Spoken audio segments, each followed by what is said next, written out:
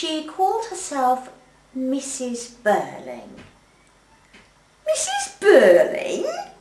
Yes.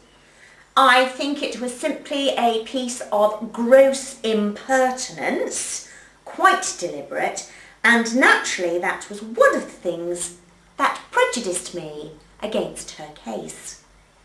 I should think so. Damned impudence. You admit being prejudiced against her case? Yes.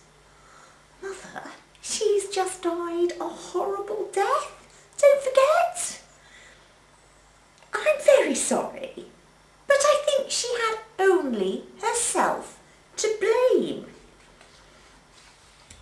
It was owing to your influence that the most prominent member of committee, that help was refused the girl. Possibly. Was it, or was it not, your influence?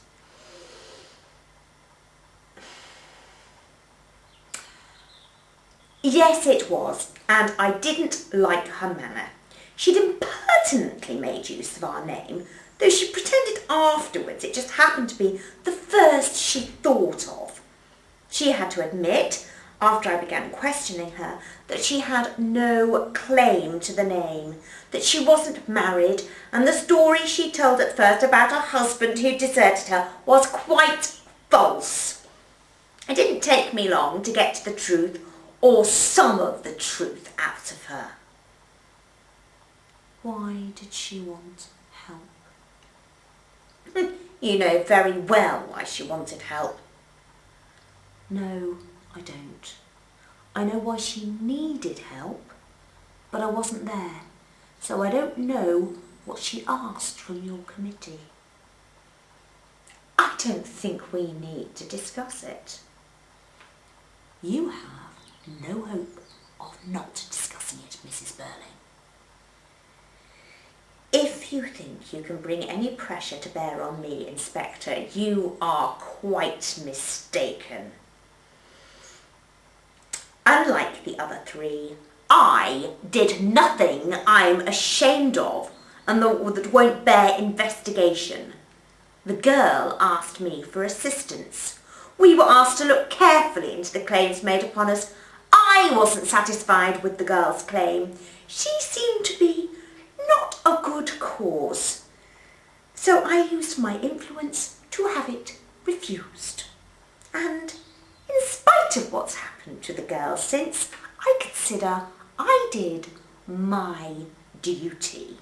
So I prefer not to discuss it any further, and you have no power to make me change my mind.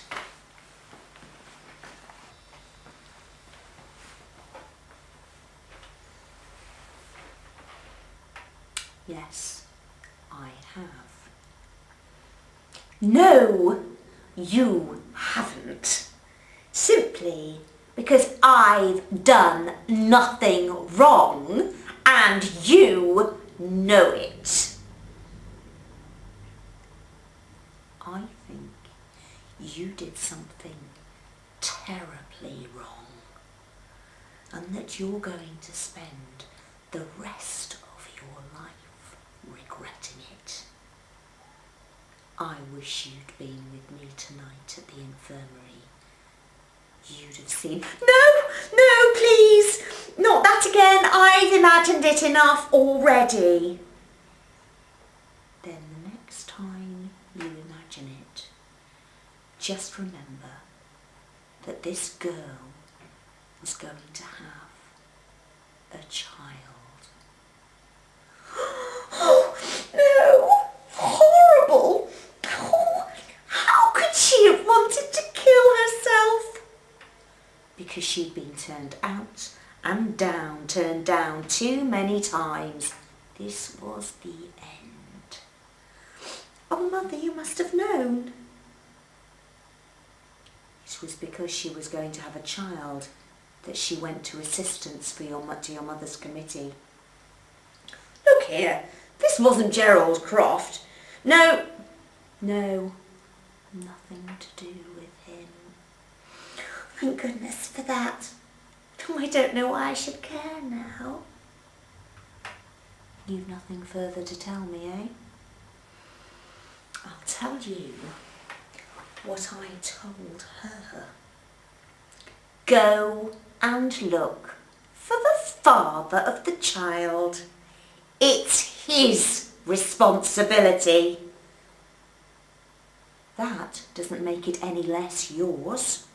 She came to you for help at a time when no woman could have needed it more.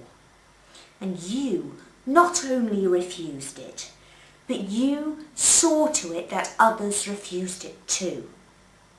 She was here alone, friendless, almost penniless, desperate. She needed not only money, but advice, sympathy, friendliness. You've had children. You must have known what she was feeling. And you slammed the door in her face.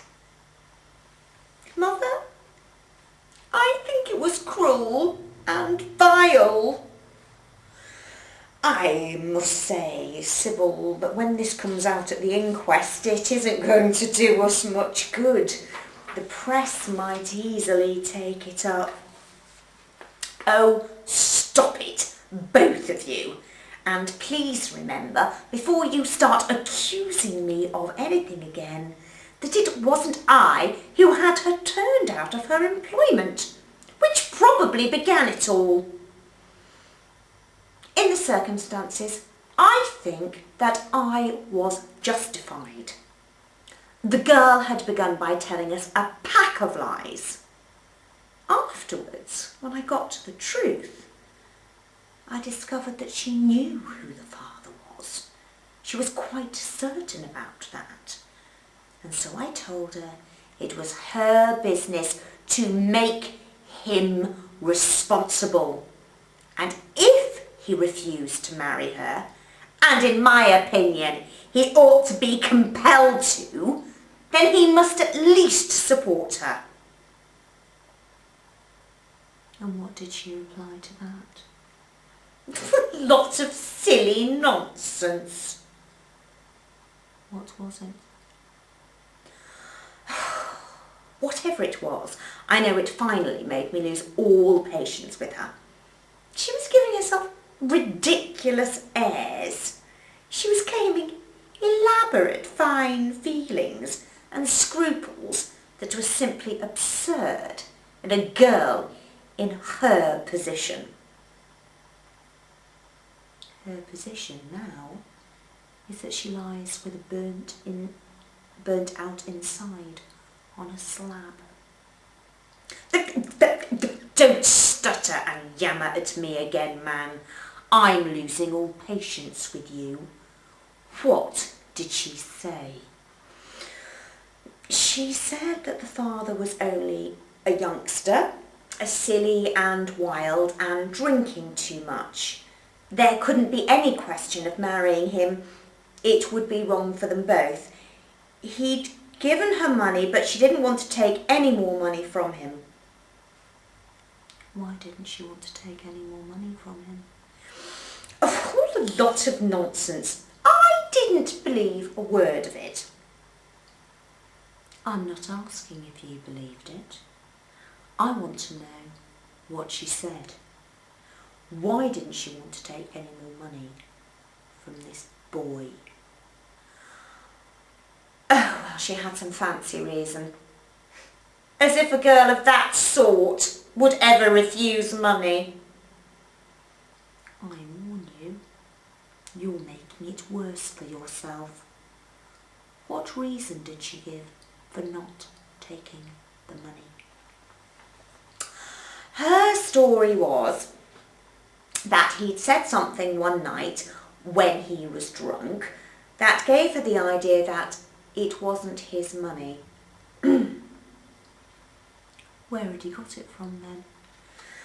He'd stolen it. So she'd come to you to ask for assistance because she didn't want to take stolen money. That was the story she finally told after I'd refused to believe her original story, that she was a married woman who'd been deserted by her husband. I didn't see any reason to believe that one story should be any truer than another. Therefore, you're quite wrong to suppose that I regret what I did. But if her story was true, if this boy had been giving her stolen money and she came to you for help because she wanted to keep this youngster out of any more trouble, isn't that so? Possibly. It sounded ridiculous to me, so I was perfectly justified in advising my committee not to allow her claim for assistance. You're not even sorry now, when you know what happened to the girl. I'm sorry that she should have come to such a horrible end, but I accept no blame for it. Who is to blame then? First, the girl herself. For letting father and me have her chucked out of our jobs. Secondly, I blame the young man who was the father of the child she was going to have. If, as she said, he didn't belong to her class and was some drunken young idler, then that's all the more reason why he shouldn't escape. He should be made an example of. If the girl's death is due to anybody, it's due to him. And if her story is true, that he was stealing money, there is no point in assuming that. But suppose we do. What then? Then he'd be entirely responsible because the girl wouldn't have come to us and have been refused assistance if it hadn't been for him.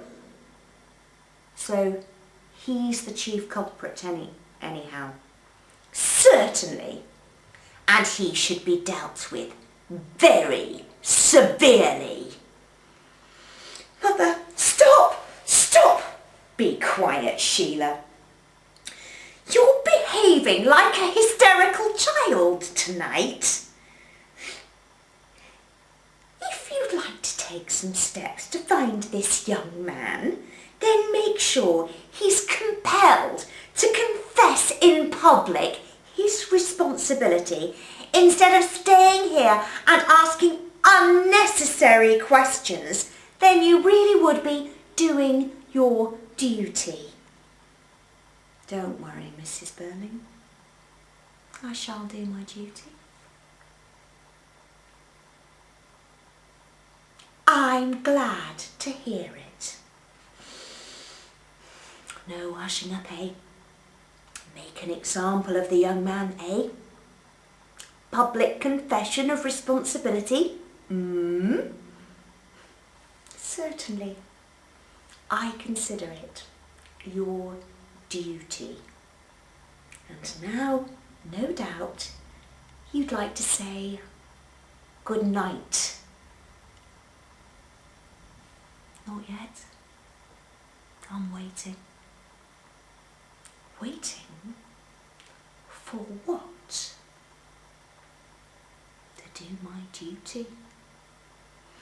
Now, Mother, don't you see? But surely, I mean, it's ridiculous. She stops and exchanges a frightened glance with her husband. Look, Inspector, you're not trying to tell us that my boy is mixed up in this? Well, if he is, we know what to do then, don't we? Mrs. Birling has just told us. My God! Look here, but